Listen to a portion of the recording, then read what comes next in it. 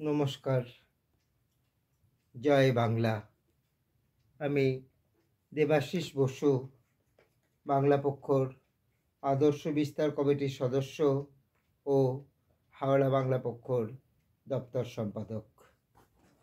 সম্প্রতি বিজেপির বহিরাগত পৌরপ্রধান বড়বাজারের মীনা দেবী পুরোহিত জানিয়েছেন, বাজারে খোলা মাছ মাংস বিক্রি করা যাবে না। মাছের গন্ধে তার ঘৃণা হয়, বমি পায়। আবার তৃণমূল কংগ্রেসের বহিরাগত সাংসদ শত্রুঘ্ন সিনহা বলেছেন, সারা দেশেই মাছ মাংস নিষিদ্ধ করা উচিত। যদিও শোনা যাচ্ছে তৃণমূল এই বক্তব্যকে সমর্থন করেনি। তৃণমূল কংগ্রেসের বিধায়ক লেখোয়ার বাঙালি জাতীয়তাবাদী মনোরঞ্জন ব্যাপারী নাম না করে এই বক্তব্যের তীব্র বিরোধিতা করেছেন। বাংলা পক্ষের একজন সক্রিয় যোদ্ধা হিসেবে এই বিষয়ে কিছু বলতে চাই। ভাত মাছের সঙ্গে বাঙালির সম্পর্ক কয়েক হাজার বছরের প্রাচীন। এই বিষয়ে কিছু লেখা পড়ছিলাম। অলকানন্দ রায়ের মাছে ভাতে বাঙালি প্রবন্ধে পাই, পৃথিবীর অস্তিত্বের সঙ্গে যেদিন মানবের অস্তিত্ব প্রকাশ পেল, সেদিন থেকেই খাদ্য সংগ্রহের ইতিহাস তৈরি হতে লাগলো। আদিম মানুষ ছিল একেবারেই প্রকৃতি নির্ভর। উৎপাদন প্রক্রিয়ার সঙ্গে যুক্ত হতে না পারাটা মানুষের জন্য ছিল এক অনিশ্চিত জীবনযাপন। সে সময় মানুষের খাবার ছিল কাঁচা জীবজন্তুর মাংস, বুনো গাছগাছালি আর ফলমূল। এসব বুনো গাছগাছালি দিনের পর দিন দেখতে দেখতে চোখে পড়ে কত কী পরিবর্তন। এই পরিবর্তন খেয়াল করতে করতেই একদিন পেয়ে গেল মানুষ তার ফসল। অতঃপর মানুষ শুরু করলো ফসলের আবাদ। মানুষ খুঁজে পেল এক নতুন পথের ঠিকানা। সেই কৃষিজীবী মানুষই একদিন খোঁজ পেল ধানের। সেই ধান থেকে হলো চাল, আর চাল থেকে ভাত। সেই ভাতের কদর বাঙালির খাদ্যাভ্যাসে এমন যে বাঙালি পেল এক চিরন্তন আখ্যা, ভেতো বাঙালি। কথায় আছে, ধান ভানতে শিবের গীত। ধান চাষ বাংলার ভৌগোলিক এবং জলবায়ু বিশেষ অনুকূলে ছিল। কালে কালে ভাত বাঙালির প্রধান খাদ্যে পরিণত হয়েছে। প্রত্নতাত্ত্বিকদের বক্তব্য অনুসারে ভাতের ইতিহাস 12,000 বছরের। ভাত উৎপত্তির ইতিহাস ভারতবর্ষের কিছু প্রত্নতাত্ত্বিক তথ্য, উপাত্ত, ধারণা থেকে পাওয়া যায়। ভারতের বিভিন্ন স্থানের প্রত্নতাত্ত্বিক গবেষণা ও খনন অনুসন্ধানে যে সময়কাল নির্ণয় করা হয়েছে, তাতে দেখা গেছে 855 থেকে 1380 এই সময়কালে চালের প্রচলন ছিল। এরকম নানান গবেষণায় অনুমিত হয় 3000 থেকে 5000 বছর আগে ভাত রান্না করা হতো। বঙ্গীয় শব্দকোষে হরিচরণ বন্দ্যোপাধ্যায় বলেছেন, ভাত শব্দের উৎস বিশ্লেষণে সংস্কৃত ভক্ত ও প্রাকৃত ভন্ত শব্দের যোগসূত্র রয়েছে। সেখান থেকেই ভাত শব্দটি এসেছে। ভাত শব্দটি আসলে কিভাবে এসেছে এ নিয়ে ঐতিহাসিকভাবে চুলচেরা বিশ্লেষণ করার প্রয়োজন থাকলেও ভাত যে বাঙালির সংস্কৃতির অন্যতম উপাদান, এ নিয়ে কোনো দ্বিধা নেই। জন্ম, মৃত্যু, বিবাহের সমস্ত আচার অনুষ্ঠানে ভাতই প্রধান হয়ে উঠেছে। ভিন্ন ভিন্ন নামে, ভিন্ন ভিন্ন উপকরণ সহযোগে বাঙালি কৃষ্টির রন্ধ্রে রন্ধ্রে রানীর মতো বাস ভাতের। এ তো গেল ভাতের কথা। ভাতের মতো বাঙালি কৃষ্টির আর এক সখ্য হলো মাছ। এক পশলা তার কথাও হোক। ভাত আর মাছ, এই দুই সখাসখীকে একসঙ্গে জুড়ে নিয়ে বলা হয় মাছ ভাত বা ভাত মাছ। আর মাছ ভাতকে বাঙালির সঙ্গে জুড়ে দিয়ে বলা হয় মাছে ভাতে বাঙালি। মাছে ভাতে বাঙালি এই শব্দদ্বয় বাঙালির অত্যন্ত গর্বের পরিচয়ও বটে।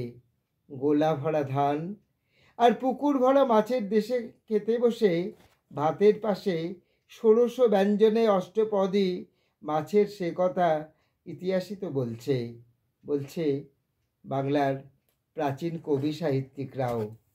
তাদের সাহিত্য কবিতায়ও মাছের ছড়াছড়ি ছিল। ঈশ্বরগুপ্ত লিখেছিলেন, ভাত মাছ খেয়ে বাঁচে বাঙালি সকল, ধানে ভরা ভূমি তাই মাছ ভরা জল। মাছ খাওয়া কখন থেকে শুরু হয়েছিল তার সুনির্দিষ্ট তথ্য মেলেনি ইতিহাসের পাতায়।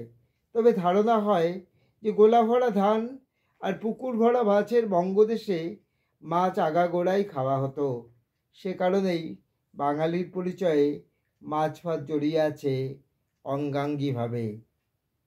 চন্দ্রকেতুগড়ে দেবী মৎস্যদার যে ফলকটি পাওয়া গেছে সেটি সম্পর্কে লেখক নিহাররঞ্জন রায় ধারণা করেছেন সেই ফলকটি ৪র্থ শতকের। আসলে একটুখানি আমরা ছবিটা দেখে নিই।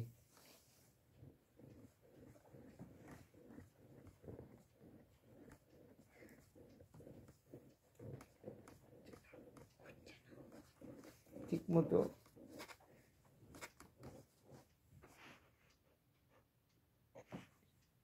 একটু আবছা দেখাচ্ছে, আপনারা দেখতে পাচ্ছেন কিনা জানি না। যাই হোক, আমি একটুখানি বর্ণনা দিই।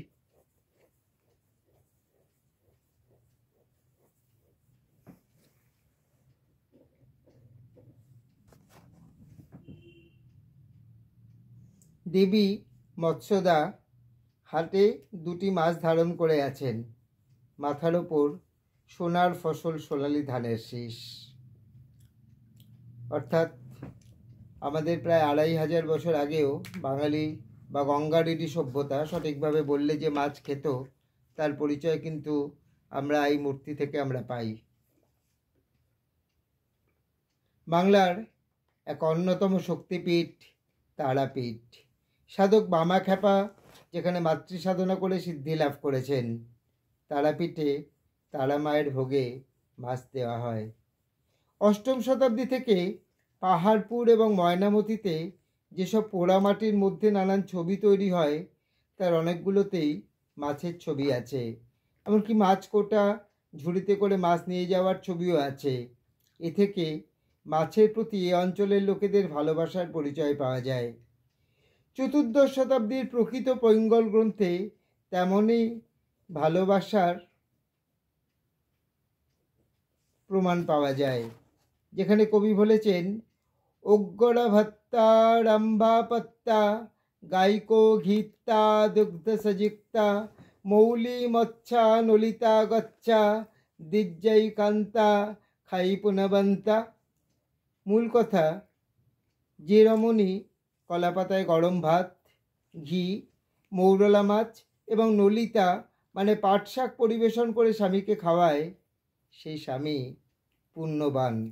আচ্ছা, ওই প্রবাদগুলো তো নিশ্চয়ই শুনেছেন। কই মাছের প্রাণ, গভীর জলের মাছ, ভাজা মাছ উল্টিয়ে খেতে জানে না, ধরি মাছ নাছেই পানি। এমন সব প্রবাদেও কিন্তু বারবার ঘুরে আসে মাছের কথা।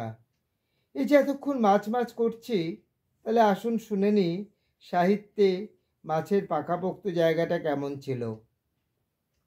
নিহাররঞ্জন রায়ের বাঙালির ইতিহাস বইতে আমরা পাই পাহাড়পুর ও ময়নামতির পোড়ামাটির ফলকগুলির কথা। সেখানেও মাছ কোটা বা হাটে মাছ নেওয়ার দৃশ্য খোদাই আছে। এরকম প্রাচীন নিদর্শন আরও রয়েছে। মঙ্গল কাব্যই ধরা যাক। মনসা মঙ্গলে বরিশালের বিজয়গুপ্ত লিখেছেন, রোহিত মৎস্য দিয়া রান্ধে কলকাতার বাঘ, মাগুর মৎস্য দিয়া রান্ধে গিমা গাছ গাছ, ঝাঁঝকটু তৈল রান্ধে খরশুলো মাছ, ভিতরে বরিচ গুড়া বাইরে জড়ায় সুত। পট বিশেষজ্ঞ প্রসেনজিৎ দত্ত জানিয়েছেন মাছের বিয়ের কথা। জড়ানো পট বা দীঘল পট, যেখানে আড়াআড়ি কিংবা লম্বালম্বি ছবি এঁকে গল্প বলা হয়, সেখানে মাছের বিয়ের গল্প ছিল অত্যন্ত জনপ্রিয়। প্রসেনজিৎ দত্তের কথায় এমনও পট দেখেছি যেখানে পালকিতে দুজন মাছকে দেখা যাচ্ছে, যাদের একজন বর অন্যজন কনে, আর সেই বিয়ে দিচ্ছে মানুষ ও অন্যান্য জীবেরা মিলে। মাছের বিয়ের কথা উঠলে এটি প্রচলিত গানের কথাও মনে পড়ে যাচ্ছে। চ্যাং মাছে বলে, মাঝি ভাই আমারে না মারিও, কাল দ্বারিকার হইব বিয়ারে, আমি বরযাত্রী যামু। দ্বারিকা মাছের বিয়েতে হরেক মাছের বরযাত্রী যাওয়ার সেই গান। সুকন্যা দত্তের লেখায় পাই বৃহধর্ম পুরাণ ও ব্রাহ্মণদের রুই মাছ ও পুঁটি মাছ খাওয়ার কথা বলা আছে। শিবায়ন কাব্যে গৌরী বাগদিনীর ছদ্মবেশে শিবের ক্ষেতে মাছ ধরতে এসেছিলেন। তাই দক্ষিণ 24 পরগনার মৎস্যজীবী সম্প্রদায় আজও পুকুরের জল সেচে মাছ চাষ শুরু করার আগে মহাকাল বা ওদের ভাষায় মকাল ঠাকুরের পুজো করে। ঝুমুর গানে উঠে এসেছে এক গ্রাম্যবধূর মাছ ধরার কথা। ডুববে ডুববে মাছ ধরি, সুধাই পুঁটি ট্যাংরা, অছট দেওরা, মালি ফুলে বৈশ্য ভ্রমরা। আবার টুসু গানে বলা হয়েছে, এক পরিবারের দীর্ঘদিনের অসুস্থতার পর আজ সে অন্নপত্র গ্রহণ করিবে। তাই শস্যোৎসবের দিন শিশুর জননী গান গাইছে, ছাড়ো ছাড়ো ডাক্তার বাবু, আমার রামে আজ ভাত খাবে, কি করিব তরকারি, মুগ মুসুরি পটল ভাজা, মাগুর মাছের ঝোল করি। ভাদ্র সংক্রান্তিতে লাল মাটির দেশে ভাদু উৎসবের দিন মহিলারা সারিবদ্ধ হয়ে গান গায়। কাশীপুরের রাজার বিটি বাগদিধর কি করো, কলসি কাখে লয়ে পড়ে, সুখ সাগরে মাছ ধরো। রাজবংশীরা খাল বিল নদীর মাছের ওপর নির্ভরশীল ছিল। মাছ ধরা তাদের কাছে একটা উৎসব। সমবেতভাবে তাদের মাছ ধরাকে বলা হয় বাহ মারা। এই বাহ মারাকে ঘিরে আছে নানান গান। তার মধ্যে একটি হলো, মাছ মারে মাছুয়া ভাইরে, ছেকিয়া ফেলায় পানি, হামার মাছুয়া মাছ মারিছে চন্দন পাড়ুয়া, মাছ মারে মাছুয়া ভাইরে, ইলশা সামলং কইরা। বাংলা ছড়াতেও বাঙালির মৎস্যপ্রীতি লক্ষ্য করা যায়। খোকা গেল মাছ ধরতে ক্ষীর নদীর কূলে, ছিপ নিয়ে গেল কোলা ব্যাঙে, মাছ নিয়ে গেল চিলে। শৈশবে দুলে দুলে এই ছড়া আমরা প্রায় সকলেই তো পড়েছি, তাই না? রবীন্দ্রনাথ ঠাকুরও এই জলের প্রাণীটিকে উপেক্ষা করতে পারেননি। সহজপাতের পাতায় তিনি মাছকে ঠাঁই দিয়ে লিখেছিলেন, বনে থাকে বাঘ, গাছে থাকে পাখি, জলে থাকে মাছ, ডালে আছে ফল। কিংবা সহজপাতের দ্বিতীয় ভাগে লিখেছিলেন, কাংলা তোর ঝুড়িতে কি? ঝুড়িতে আছে পালং শাক, পিরিং শাক, ট্যাংরা মাছ, চিংড়ি মাছ, সংসারবাবুর মা চেয়েছেন। বাঙালির মাছ ভাত খেয়ে ছুটির দিনে একটা দিবানিদ্রা দেওয়া চাই। চিতল মাছের মুইঠা, গরম ভাতে দুইটা। এই কথাগুলো যেন বাঙালি জীবনের সাথে ওতপ্রোতভাবে জড়িয়ে গেছে। বাংলাকে বুকের ভেতর আগলে রাখতে তাই মৎস্যপ্রিয় বাঙালি উদাত্ত কণ্ঠে গেয়ে ওঠেন, বাংলা আমার সর্ষে ইলিশ, চিংড়ি কচিলাও, বাংলা পার্শ্বে মাছকে ধুয়ে জিরের বাটায় দাও, বাংলা ভুলি কি করে, বাংলা বুকের ভেতরে, বাংলা ভুলি কি করে, বাংলা বুকের ভেতরে। কেউ ধর্মীয় কারণে, শারীরিক কারণে, ব্যক্তিগত পছন্দের কারণে নিরামিষাশী হতেই পারেন, সেটা তার একান্ত ব্যক্তিগত বিষয়।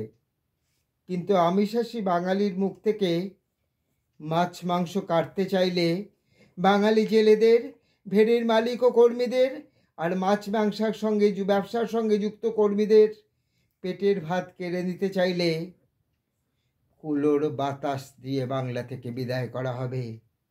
মীনা দেবী প্রহিত হোক বা শত্রুঘ্ন সিনহা, যারা বাঙালির মাছ ভাত কাটতে চায় তাদের বিরুদ্ধে প্রতিবাদ করতে আগামী রবিবার 9 ফেব্রুয়ারি গিরিশ পার্কে বাংলা পক্ষর মাছ ভাত উৎসবে আসো। সময় সকাল 10টা থেকে দুপুর 2টো। দেখা হবে। জয় বাংলা।